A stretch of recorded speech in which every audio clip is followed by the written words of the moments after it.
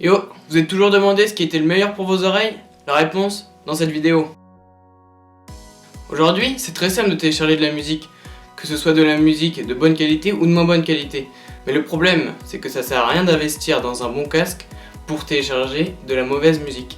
Tout est question d'accord entre votre matériel et ce que vous écoutez. Par exemple, ça ne sert strictement à rien d'acheter un casque à plus de 300 € pour écouter des musiques téléchargées sur YouTube derrière. La musique que vous téléchargez illégalement ou sur YouTube est tellement compressée que si vous achetez un casque à 300 €, vous ne verrez pas la différence avec un casque à 20 €. C'est pour ça que je vous disais juste avant que tout est correspondance entre la musique que vous écoutez et le casque que vous achetez. Passons maintenant au matériel.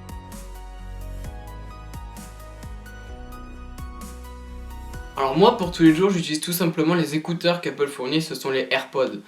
Ils rentrent très bien dans l'oreille et fournissent un son très clair, ils me conviennent parfaitement pour tous les jours. L'avenir appartient à ceux qui se lèvent à l'heure où je me couche. Après, pour quand je suis chez moi ou en voyage, je me suis fourni chez Bose.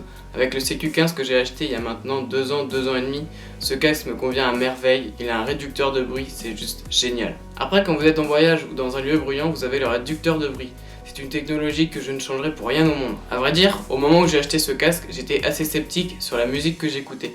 La qualité était très mauvaise, c'est pour ça que j'ai découvert Spotify. À partir de là, ça a changé ma vie. Avec un casque tel quel, vous voyez vraiment la différence tout de suite. À l'époque, j'ai payé ce casque 250 €. Aujourd'hui, il n'en vaut plus que 175, mais il fait toujours très bien le job.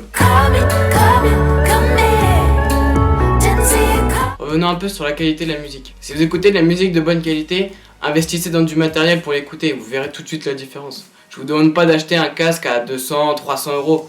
Non, pas forcément. Un casque à 150 € peut déjà faire l'affaire, ou même des écouteurs à 80 €. Quand vous achetez votre matériel, ne vous tournez pas forcément vers les grandes marques, les marques populaires comme Beats par exemple, où vous payez que la marque. Tournez-vous plutôt vers une marque qui a de l'expérience dans le son.